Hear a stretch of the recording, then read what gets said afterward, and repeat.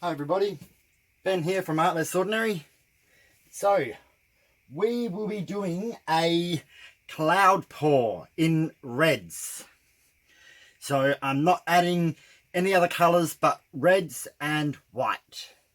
So when I added the black, I felt like the black was a little bit too strong and the clouds don't seem to form so well when there's black involved.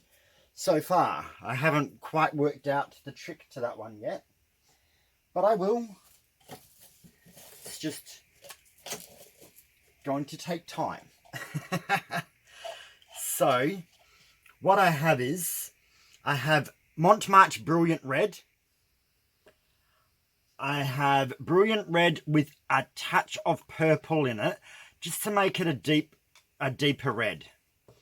And then I have Mont White mixed with the satin enamel, which is decoart Americana Decor satin enamel in pure white.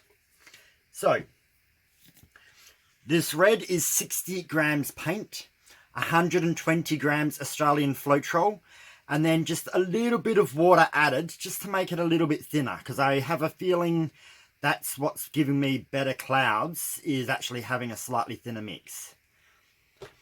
This here is 13 grams paint and about 3 grams, maybe 4 grams of purple. I just wanted to make it a little bit deeper, a bit richer in colour.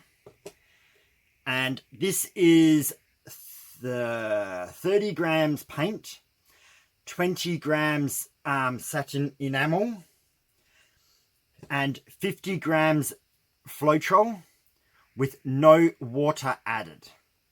So this one had no water, and both of the reds just had a touch, just to make them a little bit more maneuverable. I have my pouring cup here, and I think that is about it. What I may do before I get started, I'm just going to grab a couple of my coasters, my blank coasters that I buy, because I have a feeling I may have extra paint left over. So if I just keep them handy, I may be able to do a coaster or two after I've done my initial pour. We will see. So, first of all, I'm going to just go a little bit of white at the bottom. I don't want to have too much right at the bottom, because that's going to be the last thing that comes out.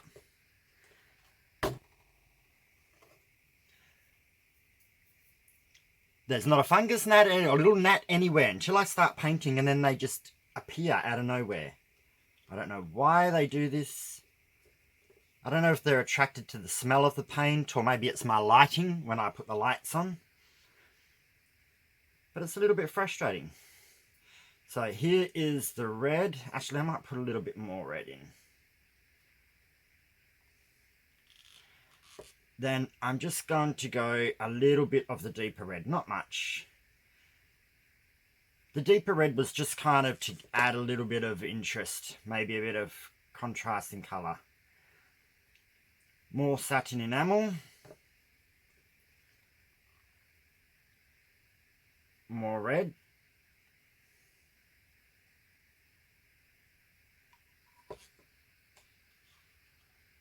More deep red.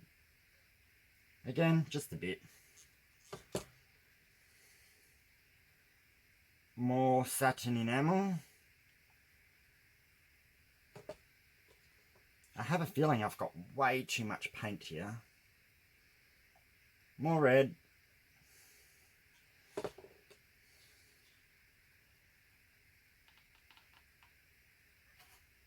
I think I'm going to use up the rest of this deep red.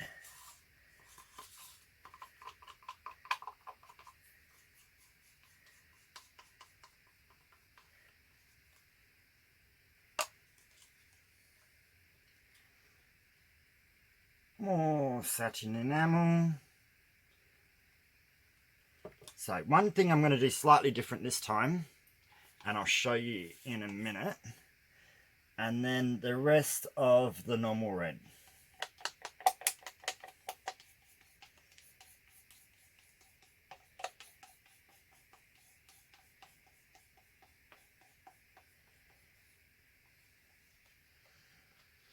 Alright. Alrighty.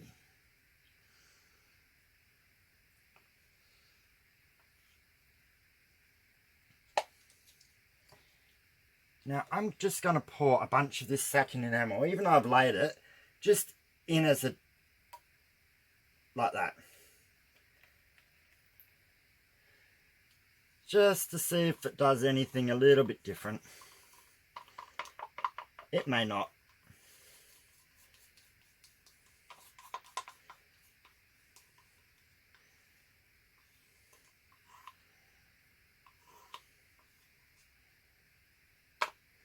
Okay. So I won't be using a corner catcher on this one.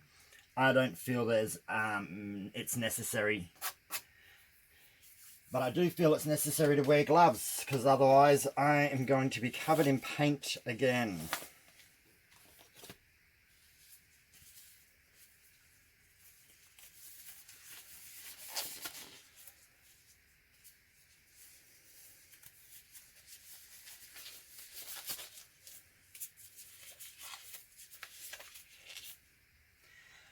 Okay, and now I am just going to pour it. I'm not going to try and do rings. I never seem to get anywhere when I try and do rings with the satin enamel.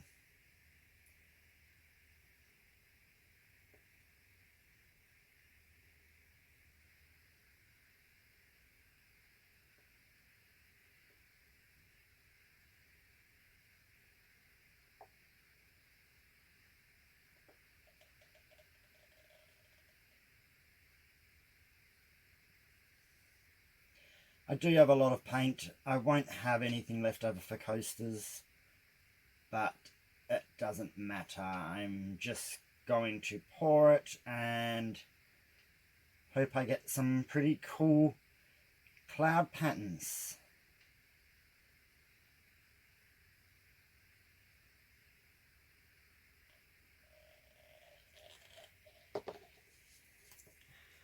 Alrighty, so I'm just going to even up the paint.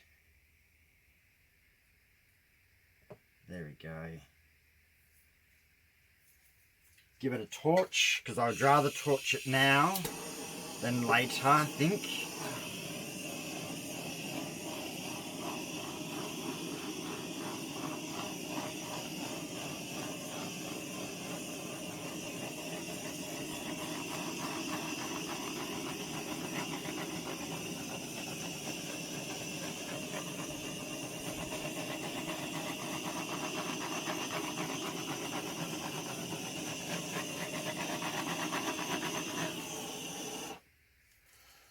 Okay, so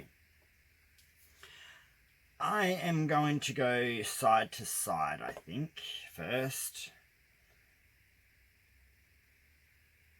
Kind of just get the paint a little bit moving.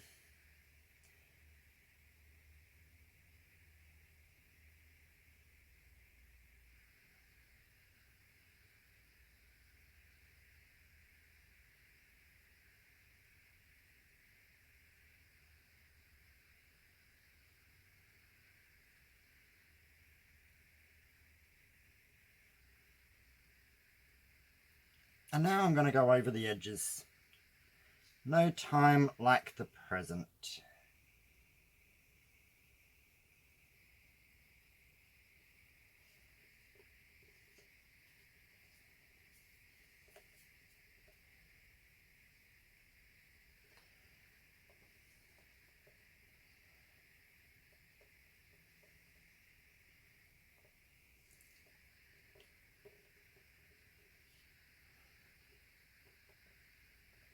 Last corner over and back.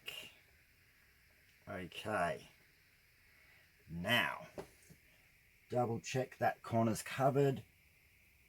Oh, that one just needs a tiniest little bit at the base. Same with that one, tiny bit at the base. And that one's covered. Now, do I want to remove any of this paint while I have the opportunity to? Or I do think there's a lot of paint on here, so I might try and remove a little bit. Let's see if I can get some of this off. Not too much of it, but some of it. There we go. I think that might help with the patterning of the clouds. Who knows, sometimes when you tilt something off, you end up changing the whole aspect of it. And now all I want to do is just move the paint over itself, make these clouds develop.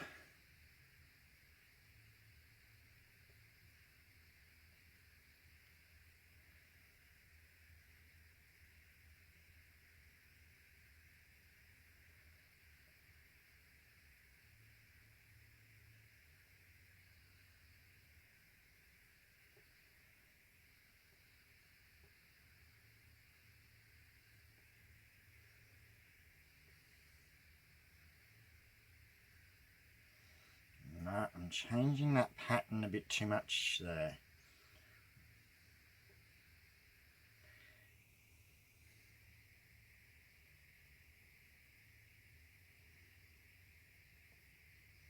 Cloud pours are a little bit of a, I like them, but they can also be a little bit of a challenge. Sometimes they just don't always do exactly what you plan.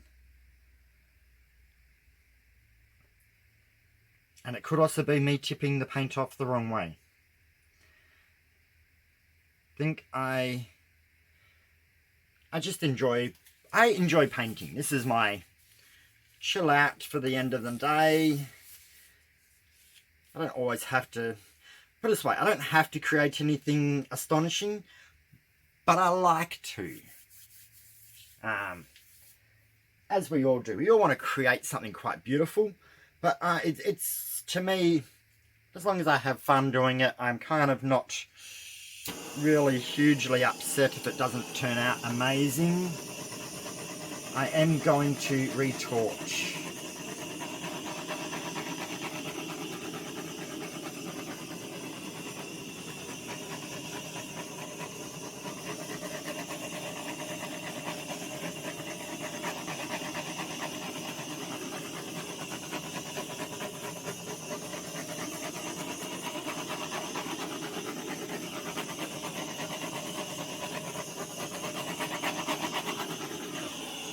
So what I love when I do cloud pours is I love the little specks or the little clouds that just pop up as a little, like a little pearl or a cell.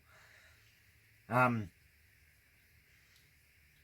always wanted one to turn out just like my first blue one that actually first worked out, the one that I called the Rhino Blowing Bubbles. That one is just awesome. I love it so much. And I haven't really been able to create anything as good as that in my eyes. So that's why I thought I would try something a bit different, adding some water to it, thin it down a little bit. I don't know if I should have tipped off that main center part because it kind of has, like now it's kind of stuck on this edge, but this may still develop and form. We will just have to wait and see. So with this, I'm going to have to pause it and let it settle into itself and see what else develops, if anything else develops. I need more cups, my paper cups that I can bend at the spout and do. I probably should watch my blue video back again to see what I actually did differently. I do know the blue paints that I have are a little bit thinner. That's why I decided to add some water to these, to see if there was going to be any difference. I don't think I have enough paint left in this cup to do a coaster, so I won't bother.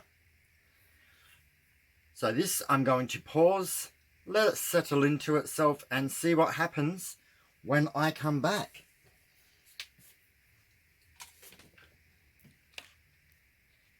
Alrighty, so it has developed a little bit, not a lot, kind of pushed itself into some more little, the pearls or clouds just kind of filled out a little bit more. It's interesting. It's not as good as my Rhino blowing bubbles. For some reason, that one is just my favourite out of all my cloud pours. But I am glad that I added a little bit of the darker red because it has given a little bit more contrast in it. The white has kind of lightened up some parts, and that's given me some darker areas. I love the cloud cells, pearls, whichever we want to call them, that have formed. So this is something I'm just going to have to do some more practicing on and see exactly how I get. And you know what? Sometimes the paint does what the paint wants to do. But the clouds are quite pretty. It has turned out well. And I haven't exactly worked out which way is up and which way is down on this artwork yet. But we'll let this dry and we'll see what it becomes. But yeah, I'll bring you down for some close-ups and that will be it for today. So there's the artwork from the way I was facing doing it. As you can see, the clouds have come up quite well. I like how you get these areas where it kind of forms and the red runs through into the white. Awesome little cloud pearls, cloud cells, whichever we want to call them. I really like how they form and make little bubbles everywhere. But this is quite interesting. See how cool these lines are, where the red runs through into the white. And see these little specks in there? That's from me popping bubbles. So if you don't want that, don't do a second torch. Do the torch at the beginning, but don't do it the second time. I don't mind them. I find they give interest. And we kind of got lines and areas of different interest. So I do wonder sometimes how this would have looked if I didn't tip the excess paint off. But I do believe that tipping the excess paint off gives more chance for the bubble parts to form. They don't really form so much when there's too much paint on the canvas. So, but I like this. I think this is interesting. Different again to what I had planned in my head. But that's always the way with fluid art. Sometimes it does exactly what you plan and other times it doesn't. But this is still cool. I hope you enjoyed it and I will see you tomorrow for another pour. So don't forget, comment, like, share my videos and subscribe if you haven't already. So enjoy your evening and I'll see you tomorrow. Bye.